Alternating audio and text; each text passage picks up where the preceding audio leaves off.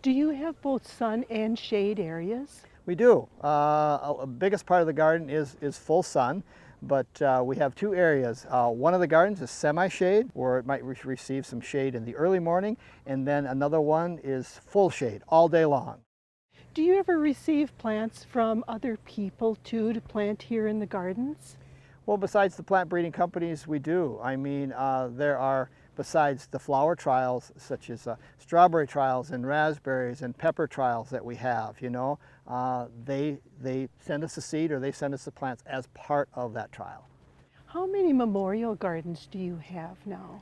I think there are about 8, that these are people that have had family members that have passed away, and they wanted to put in a garden in their memory, and so we would construct that garden working with the donor on the plants they would like as part of their family garden. And then the funds are stuck into an account where half the money is used to construct the garden and the other half goes into endowment, where we can draw the interest off that endowment to fund the labor and supplies and that type of thing that are for that particular garden. How do you keep up with all of the weeding and watering here? Well, it takes a small army, and we have many volunteers that help us, and but we normally have 6 or 7 students, and probably 50% of what they are instructed to do is weed, and we all have to weed. I mean, we do use some herbicides and whatever else to help us with some of these research plots and display gardens, which helps us to some degree with weed control, but still, I mean, you have to come through here quite often and weed. For the most part, it is the 6 students we have this year. How about the watering? Watering, we're very fortunate that almost everything is under irrigation. The entire display garden is automated, computer controlled, that has pop-up heads in the lawn or in the garden areas that will automatically water. You can set it for how much water you would like to put on. Our research plots, I talked about our deer exclosures, that is all under drip tube, where each one of those rows, there's a tube that goes down each one of these rows, and it emits water at a certain amount. And in some of our plots, which are, we put down a plastic or a plastic mulch, then that is a drip tape, which is a flat tape, which emits water similar to the drip tube. So, and they are all regulated, but somebody has to watch them and turn them on at the correct time. So everything is under irrigation except for the containers and hanging baskets. Do you also have pollinator areas too? That's a great question, because we've just, over the last 3 years, west of our Pomme de Terre overlook and south of there, we received a large sum of money to put in a pollinator-friendly habitat. And so over the last 3 years, we've renovated that area to get rid of the noxious weeds and the woody plant material that were part of that hillside there. And it was planted with pollinator-friendly forbs and grasses this late fall.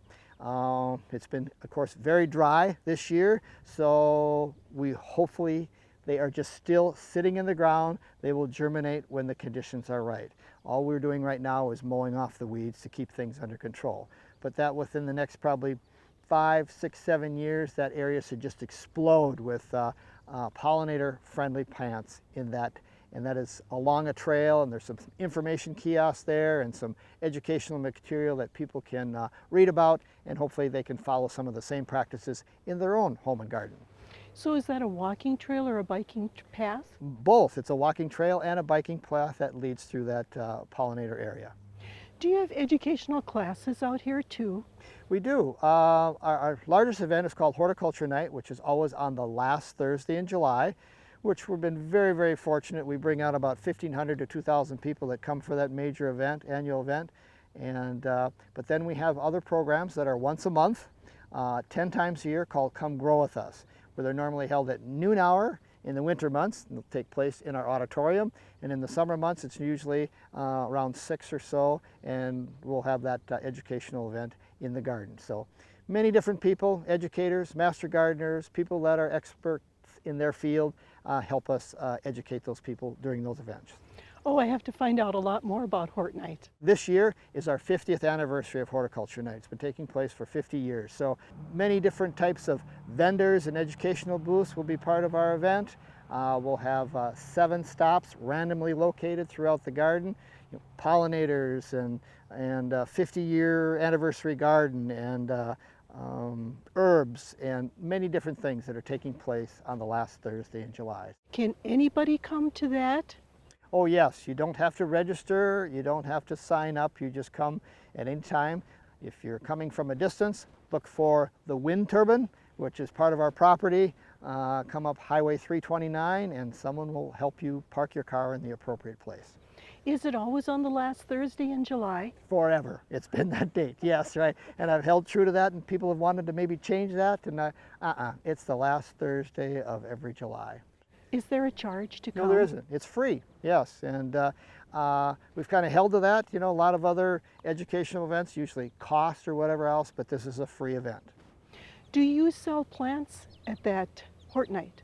Oh yes, that's kind of popular, where the vendors that set up in our tree rows in the shade, they bring their plants, some of the nurseries and budding plant centers and whatnot. And yes, they do sell plants. That's a big hit where they don't have to go to Battle Lake. They can just come to Morris and they can buy their plants, you know, things like that. So yeah, that's a big draw for people to buy